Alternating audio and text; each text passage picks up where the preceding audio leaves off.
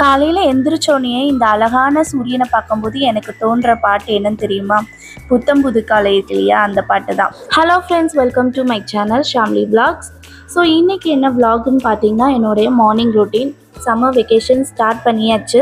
So உங்கள் ஸ்கூல்லலாம் leave விட்டாச்சான்னு சொல்லி கமெண்டில் ஷேர் பண்ணுங்கள். என் பசங்களுக்கு ஸ்டார்ட் பண்ணியாச்சு. ஸோ காலையில் எந்திரிச்சோடனே ஒரு கப் காஃபி குடிக்கலின்னா அந்த டேவே ரொம்ப சோம்பேறித்தனமாக இருக்கும். எனக்கு மட்டும்தானா, உங்களுக்கு எப்படின்னு சொல்லுங்கள். மோஸ்ட்லி காஃபி தான் எங்கள் வீட்டில் ப்ரிஃபர் பண்ணுவாங்க. ஸோ ஒருத்தருக்கு காஃபினா எனக்கு பிளாக் காஃபி, எங்கள் அப்பாவுக்கு சுகர் இல்லாமல் காஃபி, அப்புறம் பசங்களுக்கெல்லாம் 2 பேர்த்துக்குமே ஹார்லிக்ஸ் போட்டு கொடுத்துருவேன். நம்ம என்ன தான் நினச்சாலும் வீட்டில் காஃபி குடிக்காமல் அந்த நாள் ரொம்ப சோம்பேறித்தனமாக இருக்கும். ஸோ காஃபி குடிக்கிறது அதிகமாக குடிக்கக்கூடாது தான், பட் அந்த ரெஃப்ரெஷிங் ரொம்ப நல்லாவே இருக்கும். ஸோ அதனால் காஃபி விடுறது ரொம்ப கஷ்டம்தான். கொஞ்ச நாளாகவே காலையில் 4:30க்கெல்லாம் எழுந்திரிச்சிடுறது. ஸோ யோகா செஞ்சுட்டு சூரிய நமஸ்காரம், அதுக்கப்புறமா குட்டி குட்டி எக்ஸசைஸ் எல்லாம் பண்ணிகிட்ருக்கேன். ஸோ எந்த அளவுக்கு நான் இதை ஃபாலோ பண்ணுறனோ அந்தளவுக்கு ஆக்டிவாகவே இருக்குது. ஸோ இதே மாதிரி மெயின்டைன் பண்ணணும்னு நினச்சிட்ருக்கேன். ஆனால் இந்த வெக்கேஷன் டைம்லலாம் ஃபாலோ பண்ணுவேனான்னு தெரியல. பட் ஆனால் ஸ்டில் எங்கள் வீட்டில் எங்கள் அம்மாவும் சேர்ந்து செய்கிறாங்காட்டி கண்டிப்பாக எங்கள் அம்மா எழுப்பி விட்ருவாங்க. ஸோ ஒரு நாள் நான் தூங்கினாலும் விடுறதில்ல. அவங்க ஒரு மிஸ்டு கால் விட்டாச்சு, அங்கே இருக்கும்போது எழுப்பி விடுவாங்க. அதே மாதிரி இங்கே இருக்கிறனால வீட்டில் இருக்கும்போது எழுப்பி விட்டுட்டு தான் போவாங்க. நம்ம என்ன தான் ட்ரை பண்ணாலும் வெயிட் லாஸ் ஆக மாட்டேங்குதுன்னு ஒவ்வொரு நாளும் தோணிகிட்டே தான் இருக்கும். பட் ஆனால் இந்த மாட்டி எனக்கு ஒரு கான்ஃபிடென்ட் இருக்குது, கன்சிஸ்டன்சியாக ஃபாலோ பண்ணி பார்க்கலான்னு சொல்லிட்டு. ஸோ எந்த அளவுக்கு ஃபாலோ பண்ணுறேன்னு தெரியல, பட் ஆனால் நான் ஃபாலோ பண்ண அந்த டிப்ஸ் அண்ட் ட்ரிக்ஸ் எல்லாம் உங்களுக்குமே ஷேர் பண்ணுறேன். காலையில் எந்திரிச்சோடனே இந்த அழகான சூரியன், அதே மாதிரி இந்த செடிங்களெல்லாம் பார்க்கும்போது ரொம்ப ரிஃப்ரெஷிங்காக இருக்கும். ஒரு கப் காஃபி, அது கூட ஒரு பால்கனியில் ஒரு செட்டப் பண்ணி நம்ம உட்காந்துட்டு இந்த இயற்கையை ரசிக்கும் போது, ஆகா இந்த மாதிரி இருந்தால் எவ்வளோ நல்லா இருக்கும் அப்படிங்கிற மாதிரி இருக்குது. ஸோ இந்த பூவெல்லாம் பார்க்கும்போதே ரொம்ப அழகாக இருந்துச்சு. எங்கள் அம்மா வீட்டுக்கு முன்னாடியே கொஞ்சம் கார்டனிங்கெலாம் வச்சுருக்காங்க. எங்கள் அம்மாவுக்கு ரொம்ப பிடிக்கும் கார்டனிங்னா. பட் அந்தளவுக்கு இட வசதி இல்லை. பட் ஆனால் இருக்கிற இடத்துல எவ்வளோ அழகாக வச்சுருக்காங்களோ அந்த அளவுக்கு வச்சுக்குவாங்க. அதில் யூஸ்ஃபுல்லான செடி தான் வச்சுருக்காங்க. சுண்டக்காய் செடி, கத்திரிக்காய் செடி, அதே மாதிரி சோம்பு, அந்த பூ மாதிரி இருக்கு இல்லையா மொட்டு மொட்டா, அது சோம்பு செடி. இன்றைக்கி காலையில் மார்னிங் பிரேக்ஃபாஸ்ட்டுக்கு ரவை தான் அப்படின்னு சொல்லிட்டு. ஸோ எங்கள் வீட்டில் எல்லாத்துக்குமே கோதுமை ரவை ரொம்ப பிடிக்கும். மோஸ்ட்லி நிறையா பேர் நான் கேள்விப்பட்ட வரைக்கும் கோதுமை ரவை பிடிக்காது. ஆனால் ஒயிட் ரவையில் கிச்சடி அந்த மாதிரி செஞ்சால் சாப்பிடுவாங்க. பட் எங்கள் வீட்டில் கொஞ்சம் ஆப்போசிட். எங்கள் வீட்டில் கோதுமை ரவை பிடிக்கும். அதுக்கு தேங்காய் சட்னி, கடலை சட்னி, இல்லைன்னா சாம்பார், தயிர் இருந்தாவே சூப்பர் பெஸ்ட் ஆப்ஷன் சொல்லுவாங்க. ஸோ நான் ப்ரிஃபர் பண்ண மாட்டேன் தயிர். கேர்டு, பால் இதெல்லாம் அதிகமாக சேர்த்திக்க மாட்டேன். ஸோ எதாக இருந்தாலுமே தாளித்து மட்டும்தான் சேர்த்திக்குவேன். கேர்டு நான் சாப்பிட்றேன் அப்படின்னா அது தாளிச்சிருக்கணும். ஸோ அந்த மாதிரி. ஸோ அதனால் நான் தேங்காய் சட்னி, சாம்பார், கடலை சட்னி இந்த மாதிரி வச்சுக்குவேன். அட்லீஸ்ட் இல்லைன்னா ஒரு கரும்பு சக்கரை இந்த மாதிரி சேர்த்துனாலும் ரொம்ப டேஸ்ட்டாக இருக்கும். கோதுமை உப்புமா எங்கள் வீட்டில் ரொம்ப பிடிக்கும். ஸோ இதுலேயே நம்ம கிச்சடி மாதிரியும் செய்யலாம். இன்றைக்கி நார்மலாக சிம்பிளாக நான் எப்படி தாளிக்கிறேன் அப்படின்னு சொல்லிட்டு உங்கள் கூட ஷேர் பண்ணுறேன். ஒரு சைடு அம்மா மாவாட்டிட்டு மற்ற கிச்சன் ஒர்க்ஸு, பாத்திரம் கழுவுறது, எடுத்து வைக்கிறது, இந்த மாதிரி வேலையெல்லாம் செஞ்சுட்டு இருந்தாங்க. நான் காஃபியெல்லாம் போட்டு குடிச்சிட்டு எல்லாத்துக்கும் போட்டு கொடுத்துட்டு அதுக்கப்புறமா டிஃபன் செய்யலான்னு சொல்லிட்டு வந்தேன். ஸோ அம்மா ஆல்ரெடி பிளான் பண்ணிட்டாங்க, கோதுமை ரவை செய்யலான்னு சொல்லிட்டு அவங்களே எடுத்து வச்சுருந்தாங்க. ஸோ நான் வந்தோன்னே கட் பண்ணி மற்றது தாளிக்கிற வேலை அந்த மாதிரி செஞ்சுட்டு இருந்தேன். நான் எப்போ கோதுமை ரவை எப்படி தாளிப்பேன்னா, கொஞ்சோண்டு தேங்காய், கூடவே கடுகு, அது நல்லா பொரிஞ்சதுக்கப்புறமா கடலப்பருப்பு, உளுந்தம்பருப்பு இருந்துச்சுன்னா உளுந்தம்பருப்பு ஆட் பண்ணிக்கலாம். வெங்காயம், தக்காளி, கருவேப்பிலை இதெல்லாமே ஆட் பண்ணாவே சூப்பராக இருக்கும். ஸோ நார்மலாக இஞ்சி அதெல்லாம் போட வேண்டியதில்லை. இதை ஆட் பண்ணி நல்லா தண்ணி நல்லா ஊற்றி நல்லா கொதிச்சதுக்கப்புறமா ரவையை போட்டு தாளித்து எடுத்துக்கிறா முடிஞ்சுது. இதில் முக்கியமான வேலை என்னென்னு பார்த்தீங்கன்னா, அந்த ரவை நல்லா வெந்ததுக்கப்புறமா ஒரு அட்லீஸ்ட் ஒரு ஸ்பூன் அளவு தேங்காய் எண்ணெய் விட்டு லாஸ்ட்டாக கிளறி நம்ம 5 மினிட்ஸ் க்ளோஸ் பண்ணி வச்சோம்னா அந்த ஃப்ளேவர் ரொம்ப சூப்பராக இருக்கும். கோதுமை ரவைக்கு எப்போவுமே தேங்காய் எண்ணெயில் தாளிக்கும் போது அந்த டேஸ்ட் ரொம்ப சூப்பராக இருக்கும், அல்டிமேட்டாக இருக்கும். கண்டிப்பாக ட்ரை பண்ணி பாருங்கள். அதே மாதிரி ரவையை கொஞ்சம் லூஸாகவே நான் வச்சு சர்வ் பண்ணுவேன். அப்போ அந்த கன்சிஸ்டன்சி நல்லாயிருக்கும் சாப்பிட்றதுக்கு. ரொம்ப கெட்டியாக இருந்துச்சுன்னா வரன்னு இருக்கிற மாதிரி இருக்கும். ஸோ கொஞ்சம் தண்ணி அதிகமாக விடும்போது இந்த மாதிரி லூஸ் கன்சிஸ்டன்சியில் இருக்கும்போது சாப்பிட்றதுக்கு நல்லாவே இருக்கும். அதுக்கு ரொம்ப தண்ணி அதிகமாக ஊற்றிடக்கூடாது. கூழ் மாதிரி அளவான தண்ணி ஊற்றி நம்ம இது பண்ணிக்கலாம். இன்றைக்கி வீட்டில் பூத்த பூ தான் அந்த பன்னீர் ரோஸ். அது அம்மா செடியிலேருந்து எடுத்து பறித்து எனக்கு தலையில் வச்சு விட்டாங்க. ஸோ அவ்வளோ வாசமாக இருந்துச்சு. நிறையா கலெக்ட் பண்ணி அம்மா வந்து இப்போது இது மாதிரி வச்சுருக்காங்க, காஃபிக்கு டீக்கெல்லாம் போடுற மாதிரி வச்சுருக்காங்க.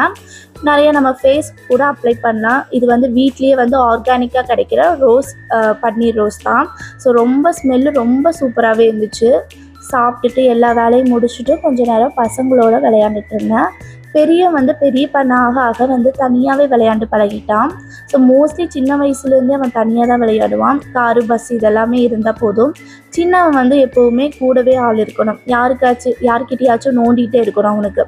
அவனுக்கு வந்து ப்ரெசன்ஸ் வந்து யாராச்சும் இருந்துகிட்டே இருக்கணும். தனியாக அவனுக்கு விளையாண்டு பழக்கம் இல்லை. ஸோ இப்போ நான் இருக்கிறங்காட்டி எங்கூட இந்த ஜீப்பு பஸ் எல்லாத்தையும் வச்சு காட்டிகிட்டு இருந்தான். அவன் ஒரு சரியான டான்ஸ் பைத்தியம். பாட்டு போட்டுட்டு டான்ஸ் ஆடிட்டு இருந்தான். ப்ளூடூத் கனெக்ட் பண்ணியிருந்தேன். டிவி வந்து என் பையன் பார்த்துட்டு இருந்தான், கார்ட்டூன் சேனல். 2 பேர்த்துக்கும் பயங்கர சண்டை வந்துடும் இதனாலேயே. ஸோ அதனால் ப்ளூடூத் கனெக்ட் பண்ணி இவனுக்கு சாங்கும், அவன் வந்து டிவிலேயே வந்து ஸ்பீக்கர்லேயே அவன் வந்து கார்ட்டூன் சேனல் பார்த்துட்டு இருந்தான். ஸோ இந்த மாதிரி டைம் ஸ்பெண்ட் பண்ணிவிட்டு கொஞ்சம் நேரம் இருக்கிறது ரொம்ப ரிலாக்ஸாகவே இருந்துச்சு. 1 மந்த்தாகவே வீட்டில் கொஞ்சம் வேலையெல்லாம் செஞ்சிட்ருக்காங்க. மேலே வந்து பால்கனி வந்து ஒரு ரூம் மாதிரி பண்ணிட்டாங்க. ஃபர்ஸ்ட்டு வந்து நாங்கள் வந்து கேரளா டைப்பில் சீட்டு மட்டும் போடலாம் அப்படின்னு தான் நினச்சோம். பட் ஆனால் வந்து இந்த மாதிரி ரூம் மாதிரி எடுத்துட்டோம்னா நாளைக்கு வந்து ஏதாச்சும் யூசேஜுக்கு ஆகிக்கும் அப்படின்னு சொல்லிட்டு ரூம் மாதிரியே எடுத்தாச்சு. ஸோ அந்த வேலையெல்லாம் நடந்துட்டு இருந்துச்சு. ஸோ டெய்லி வேலை செய்கிறனால சாயங்காலம் வரைக்கும் அவங்க வேலை செய்வாங்க. 5 o'clock மேலே. 5 o'clock மேலே எங்களுக்கு எங்கள் அம்மாவுக்கு மோஸ்ட்லி எங்கள் அம்மா தான் இருப்பாங்க. ஸோ அவங்களுக்கு வந்து உடனே வந்து சுத்தம் பண்ணுற வேலை ஆரம்பிச்சிடும். ஸோ அவங்களுக்கு ரெஸ்ட்டே இருக்கிறது இல்லை. ஸோ இது ஒரு 2 to 3 days கழித்து நாங்கள் வெக்கேஷனில் வந்ததுக்கப்புறமா வந்து ஸ்நாக்ஸ் வேணும் அப்படின்னு சொல்லி கத்திட்டு இருந்தான் மித்து. ஸோ அவனுக்காக வந்து கொஞ்சம் ஹெல்த்தியாக செஞ்சு கொடுக்கலாம் அப்படின்னு சொல்லிட்டு நெடக்கலை இருந்துச்சு வீட்டில். ஸோ அதை வந்து வச்சு ஏதாச்சும் ஒரு ரெசிபி செஞ்சு கொடுத்துடலாம் அப்படின்னு சொல்லிட்டு ஃபஸ்ட்டு வந்து நெடக்கலை வச்சு உருண்டை செஞ்சு கொடுத்துடலாம் அப்படின்னு பார்த்தேன். ரொம்ப சிம்பிளாக போயிடும் அப்படின்னு நினச்சி. பட் ஆனால் அது ஸ்டோரேஜ் பர்பஸ்க்காக நான் கொஞ்சம் டிஃப்ரெண்ட்டாக செய்யலாம் அப்படின்னு சொல்லிட்டு ஃபஸ்ட்டு நெடக்கலையெல்லாம் வந்து பல்ஸ் மோடில் வந்து நல்லா இந்த மாதிரி துருவி வச்சுக்கிட்டேன். ஸோ அதுக்கப்புறமா சால்ட் ஆட் பண்ணிவிட்டு அதை நல்லா மிக்ஸ் பண்ணி விட்டுக்கலாம். இன்னொரு கடையில் வந்து நான் வந்து நெடக்கலை வந்து 1 கப் எடுத்திருக்கேன். அந்த கப் இருக்கு இல்லையா, அந்த ப்ளூ கப், அதில் வந்து 1/2 கப் தான் அதோட மெஷர்மெண்ட். ஸோ அதில் வந்து 1 கப் எடுத்திருக்கேன். ஸோ சர்க்கரை வந்து எவ்வளோ எடுத்திருக்கேன்னா கரும்பு சர்க்கரை, அதில் 1/2 கப் எடுத்திருக்கேன். நீங்கள் வேணும்னா ஒயிட் சுகர் ஆட் பண்ணிக்கலாம், இல்லைன்னா ஜாகரி கூட ஆட் பண்ணிக்கலாம். ஸோ நான் அன்றைக்கி வந்து கரும்பு சர்க்கரையிலே ஆட் பண்ணிக்கிறேன். ஸோ இதில் வந்து கொஞ்சோண்டு ஏலக்காய் பொடி ஆட் பண்ணிக்கிறேன். நல்லா டேஸ்ட் என்ஹான்ஸ் பண்ணுறதுக்காக. அந்த ஸ்மெல்லே ரொம்ப நல்லாயிருக்கும் ஃப்ளேவரு.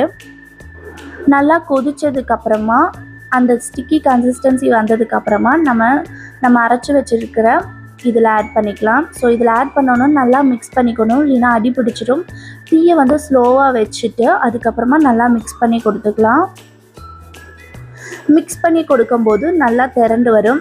இது கூடவே ஒரு 2 டேபிள் ஸ்பூன் அளவு தேங்காய் எண்ணெய் ஆட் பண்ணிக்கலாம். கீ இருந்துச்சுன்னா கீ ஆட் பண்ணலாம். நான் தேங்காய் எண்ணெய் ஆட் பண்ணிக்கிட்டேன். ஸோ ஆட் பண்ணிவிட்டு இது பர்ஃபி மாதிரி நம்ம ட்ரேயில் வந்து நல்லா தட்டி அமுத்தி வச்சோன்னா பர்ஃபி மாதிரி ரெடி ஆகிடும். ஸோ நான் இன்றைக்கி வந்து லட்டு மாதிரி செஞ்சிடலாம், கொஞ்சம் டிஃப்ரெண்ட்டாக ஷேப்பாக இருக்கட்டும்னு சொல்லிட்டு ஒரு தட்டில் வந்து க்ரீஸ் பண்ணிவிட்டு அதில் இதை ஆட் பண்ணிக்கிறேன். ஸோ இதை வந்து நல்ல ஒரு சமமான ஒரு பிளேட்டோ இல்லைன்னா ஒரு குண்டா வச்சு நல்லா அமுத்தி வச்சிங்கன்னா வச்சுக்கோங்களேன், நமக்கு பர்ஃபி மாதிரி ரெடி ஆயிரும். அப்படி இல்லைன்னா இதை வந்து லைட்டாக சூடாக இருக்கும்போதே கையில் வந்து ரவுண்டாக பிடிச்சி வச்சுட்டோம்னா லட்டு மாதிரி சூப்பராகவே ரெடி ஆகிடும்.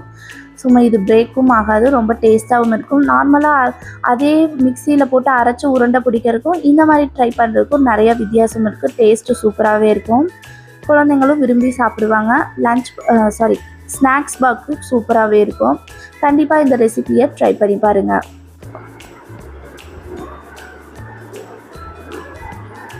நான் இதை செஞ்சு முடித்தோடனே இதில் 1/2 வந்து காலி ஆயிடுச்சு. ஏன்னா டேஸ்ட் நல்லாவே இருந்துச்சு. ஸோ பசங்களுக்கு வந்து ஈவினிங் ஸ்நாக்ஸாவோ இல்லைன்னா எப்போ ஸ்நாக்ஸ் சாப்பிட்ணுன்னு தோணுச்சுன்னா இந்த மாதிரி ஹெல்த்தியாக கண்டிப்பாக செஞ்சு கொடுக்கலாம். லஞ்சுக்கு வந்து ரைஸை வந்து இண்டக்ஷன்லேயே வச்சாச்சு. ஏன்னா இப்போ கேஸ் தட்டுப்பாடு ஜாஸ்தியாக இருக்கங்காட்டி மோஸ்ட்லி வந்து இப்போ இண்டக்ஷன் யூஸ் பண்ணிட்டா ஈஸியாக இருக்கும். என்னுடைய இண்டக்ஷன், அதாவது எங்கள் அம்மா வீட்டில் இருக்கிற இண்டக்ஷனில் வந்து மண் பாத்திரத்துலேருந்து எந்த பாத்திரமாக இருந்தாலும் வச்சுக்கலாம். இது வந்து ப்ரெஸ்டீஜ் பிராண்டில், இது வாங்கி 1 வருஷம் ஆகுது. ஊருக்காக வாங்கினது, பட் இங்கே யூஸ் பண்ணிகிட்ருக்கோம். ரொம்ப சூப்பராகவே இருக்குது. ஸோ இப்போ தான் லேட்டாக ஒரு 2 டேஸாக தான் யூஸ் பண்ணிகிட்ருக்கோம். திருப்பி இந்த பசங்களோட கொஞ்ச நேரம் அவங்களோட டைம் ஸ்பெண்ட் பண்ணிவிட்டு சாப்பிட்டுட்டு அன்றைய நாள் ரொம்ப சூப்பராகவே போச்சு. ஸோ இந்த விளாக் உங்களுக்கு பிடிச்சிருக்குன்னு நினைக்கிறேன். நெக்ஸ்ட் விளாகில்